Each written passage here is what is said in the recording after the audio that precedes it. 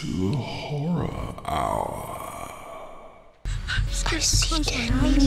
We all go a little mad. Get you.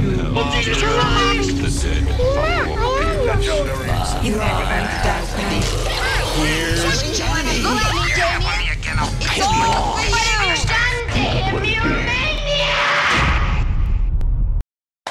All right, hello and welcome to the Horror Hour.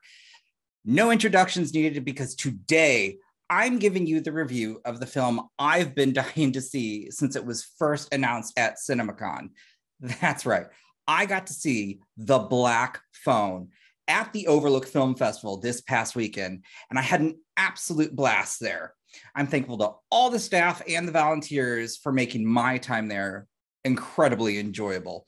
Now, before I get to the review, please make sure hit that like button, hit that subscribe button, and that notification bell so you're notified of every time we upload new content. So now let's just get into The Black Phone. This film was directed by Scott Derrickson, also written by Scott Derrickson, along with C. Robert Cargill. It's based off a short story from Joe Hill. It stars Mason Thames, Madeline McGraw, Jeremy Davies, and the ever creepy Ethan Hawke. The film takes place in 1978 when 5 children go missing in a suburban Colorado town. Young baseball player Finney Shaw, played by Mason Thames, becomes the 6th when a serial killer dubbed the Grabber knocks him unconscious, throws him in a van.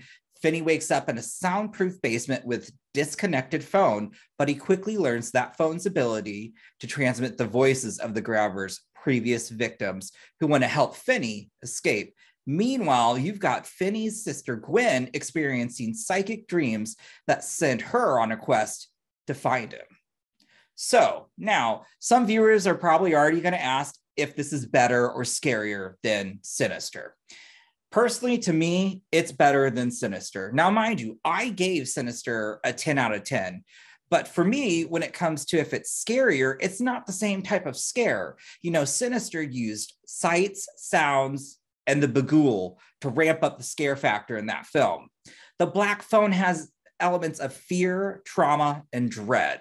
It also has the Grabber, a human antagonist, so the stakes feel heightened because an entire neighborhood is on alert for a very real threat that can be seen and touched by anyone. Also, Ethan Hawke is terrifying in this role.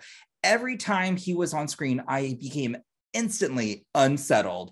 And then this also kudos goes to Tom Savini, who created this film or created the mask for this film. I mean, it's a work of art. It's fantastic. And it creeped me the hell out. Now, if we're going to talk about Madeline McGraw and Mason Thames, well, they're incredible in their roles as Gwen and Finney. And honestly, Gwen, scene stealer in this film. Every time this character is on screen, it's an absolute delight. Mason's character really goes through the ringer in this film, and Finney's evolution throughout this movie feels very real and earned. Their performances, in my opinion, these are star-worthy. This is going to really just up their status, truthfully. And so for me, this film felt it was an incredibly well-paced film where I became fully invested in the story and the characters. I mean, there are some legitimate scares in this film, and the dread that's created throughout the movie, it just weighs heavy on you. To me, this is old-fashioned horror, and I loved every minute of it. All right. At the festival, I gave this film a 5 out of 5, and I would happily do the same with a rating of a 10 out of 10 this time. The Black Phone will take you to the depths of despair. It'll break your heart and it will absolutely terrify you.